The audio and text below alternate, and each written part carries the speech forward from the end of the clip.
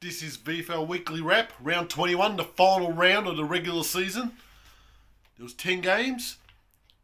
At Fankau's reserve, Southport beat North Melbourne by 22 points, 15-13, 103 to 12-9, 81. For North Melbourne, Darcy McPherson, 36 possessions, 2 goals. Boyd Woolcock for the Sharks, 36 possessions, 8 clearances. The Sharks pulled away in the last quarter. They added 5 goals, 8 to 1 goal, 1. A miserable end to North Melbourne's season. They lost their last 7 games. Now, an upset at Northport Oval. The home team, Port Melbourne, beat Collingwood by 8 points. 11-12, 78 to 10-10, 70. For Port Melbourne, Charlie Lazaro, 45 possessions, 11 marks. Dom Bedendo, he had 28 possessions and kicked 5 goals. And took an absolute hanger as well in that game. Bad loss for Collingwood. That relegated them to the... They don't even make the elimination final. They've gone down to the wild card. Collingwood have lost 4 games by under 10 points this year. Now, at the Beach Oval, Essendon smashed Sandringham by 61 points. 17-13, 115 to 7-12, 54. Disappointing game for Sandy. Essendon ended an 11-game losing streak, and that win relegated their opponents to second last on the ladder, while Essendon finished third last. The game at Carrara saw the Gold Coast Suns beat GWS by 30 points, 14-10, 94 to 9-10, 64. Tom Berry for the Suns, 42 possessions, 7 tackles. Ned Moyle, 22 possessions, 46 hit-outs, 8 clearances. The game was won in the last quarter. The Suns kicked 6 goals to nothing in the last quarter. GWS with that flying start to the season, they only won 4 of their last 12 games, and they virtually fell into the playoff position.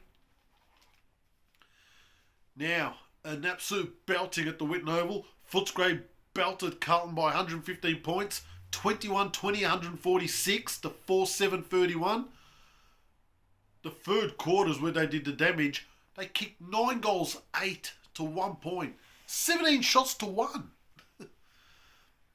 Get this. Footscray had 172 more possessions, took 70 more marks, 26 more clearances. The inside 50s was an absolute belting, a smashing, 76 to 17. Actually, Carlton did pretty well to kick 4 goals, 7 from 17 entries. Footscray, Calipolta, he kicked 6 goals with 22 possessions. Adam Treloar, 40 possessions, 10 tackles, 9 clearances, 1 goal. 11 Footscray players had 20 possessions or over. Footscray kicked 16 goals in a row at one stage.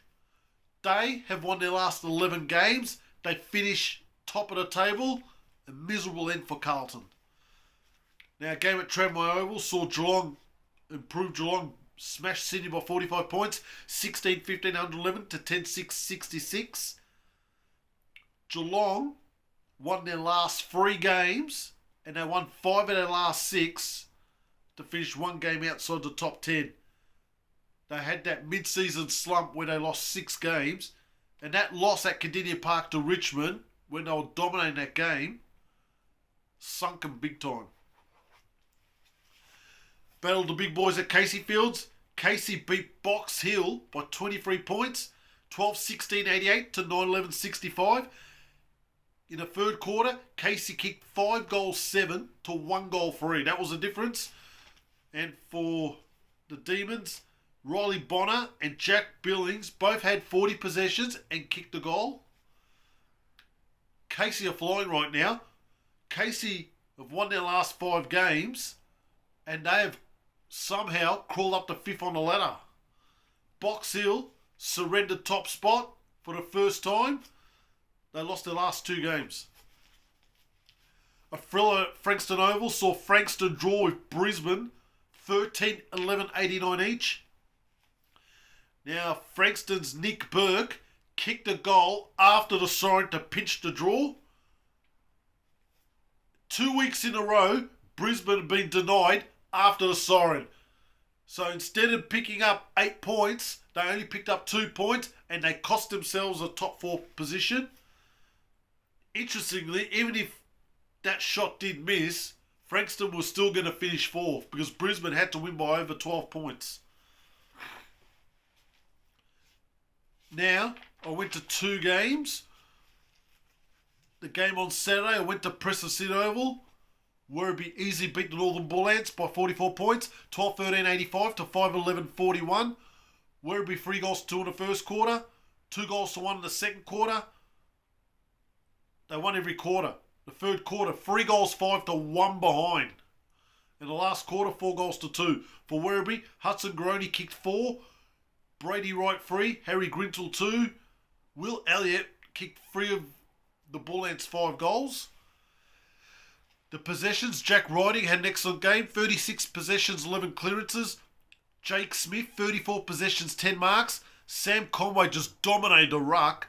17 possessions, 12 clearances, 62 hitouts. For the Bull Ants, Pat Fairley, 27 possessions, 8 tackles, 7 clearances. Liam Coughlin, 27 possessions. 8 Werribee players had over 20 possessions. Werribee had 107 more possessions, 24 more inside 50s, 64 more marks. It was a cold day, overcast. The rain came down heavy, but it was probably just before half time and towards the end of the game. The ground, surprisingly, was in good condition. Slightly disappointing crowd because they had nothing to play for, these two teams, Werribee and Bull Ants. But it was a cold day. Werribee were just far too good for them. Like they were competitive. It was a competitive first half. The margin was 14 points, but that second quarter, Werribee only kicked 2 goals to 1. They dominated the territory.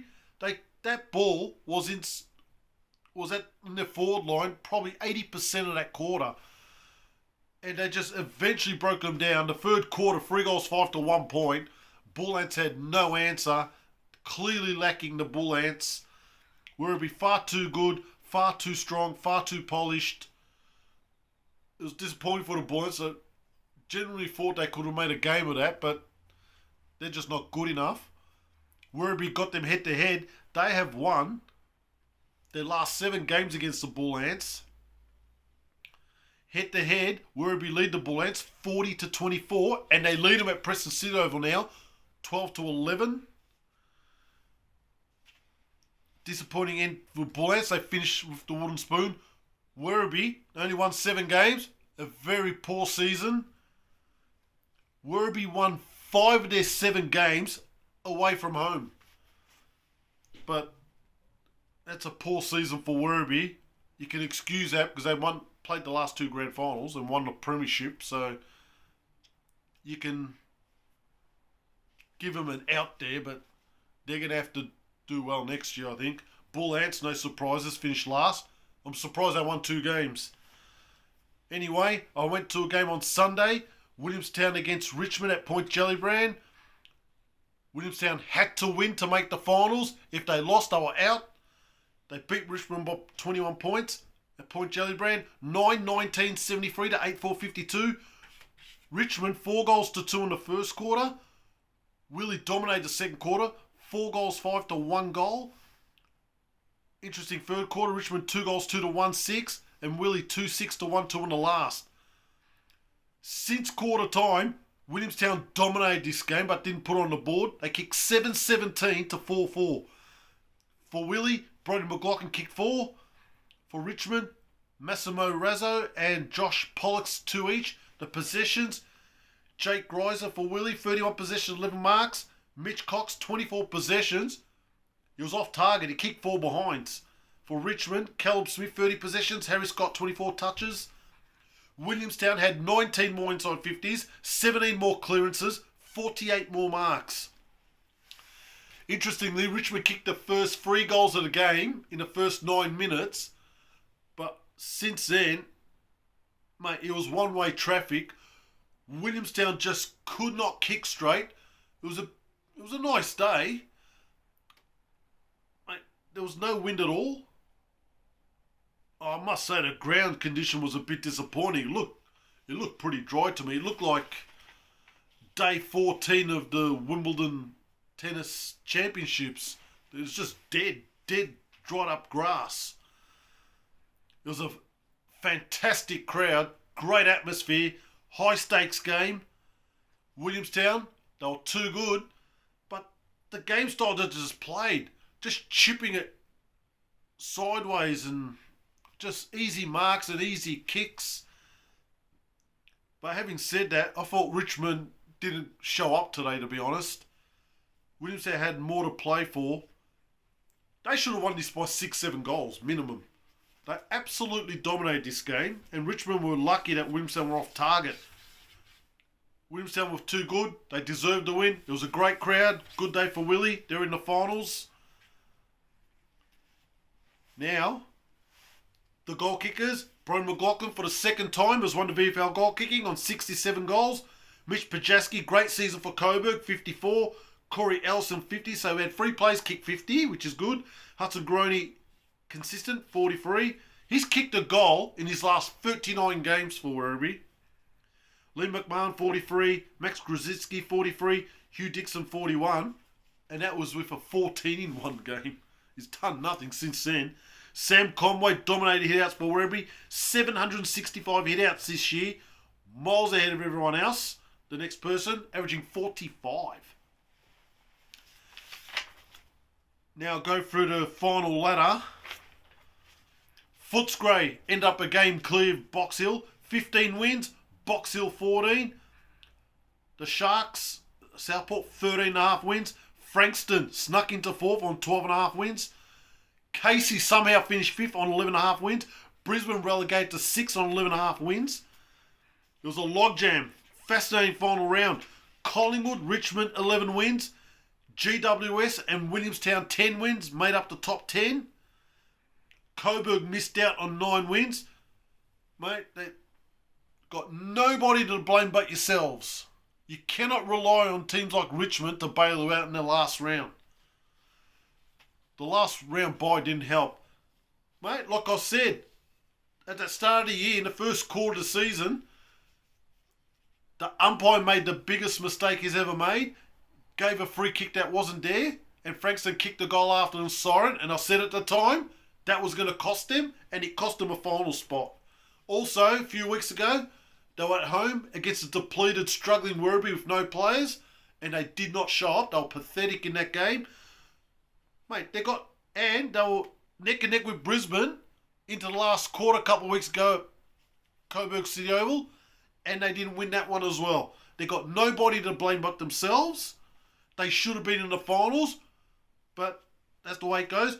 Even Geelong, 9 wins as well. They won their first 3, then lost the next 6. The game that killed them was that loss to Richmond. They were 38 points up and somehow lost that game in the last minute. So they got no one to blame but themselves. Carlton, 8 wins. Now, Gold Coast Suns, North Melbourne, both 7.5 wins. They had the same percentage. Werribee, 16th spot. You wouldn't have picked it. 7 wins.